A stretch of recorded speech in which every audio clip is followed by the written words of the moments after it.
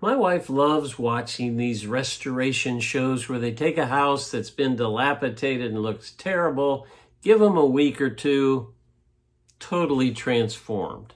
And I have to admit, the before and the after pictures are often incredible. And don't you wonder sometimes about our own lives? If sometimes I feel like I'm a rundown house spiritually and I need to be restored. I need to be renovated. Let's talk about that this morning in your morning cup of inspiration. Maybe you feel that way too. Maybe there's times that you just continually fail. You continually stumble and you wonder what your purpose is, and you just physically and spiritually feel weak. And you need somebody to come in and restore you. Well, I know that's the way it was for Peter. If you'll remember, Peter got a little braggadocious the night before, or the night that Jesus was betrayed, and said, "I will never leave you." And Jesus, of course, said, "Peter, beyond leaving me, you're going to deny me 3 times. And sure enough, that's exactly what happened. Peter left weeping bitterly, realized the total failure he was. And he hadn't gotten a chance to get back with Jesus.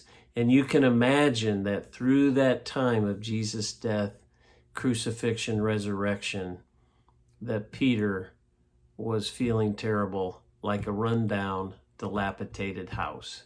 And as I said in an earlier podcast, he just decided to go back to fishing again. But Jesus wasn't going to have it. Jesus wanted to restore him. So when Jesus supplied all the fish for them, they came into shore. Jesus had a moment with Peter, and it's found in John, the 21st chapter. And Peter had denied him 3 times. And Jesus gave Peter a chance to confess his deep love to Jesus 3 times. If you'll remember the story, they're sitting by the fire. And Jesus said, "Peter, do you love me?" Jesus said, "You know I love you." And he said, "Then feed my sheep." And he did it 3 times. For every time that Peter denied Jesus, Jesus had him confess his love.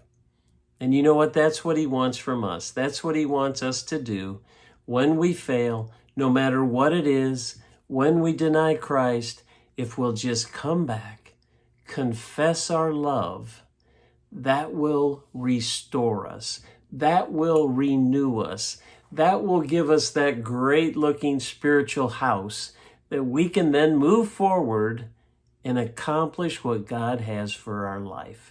So let's be a restoration project today. Let's accept the fact that Jesus wants to love us, and just confess your love to him in return. God bless. Thanks for joining me for that morning cup of inspiration, and we'll see you next time.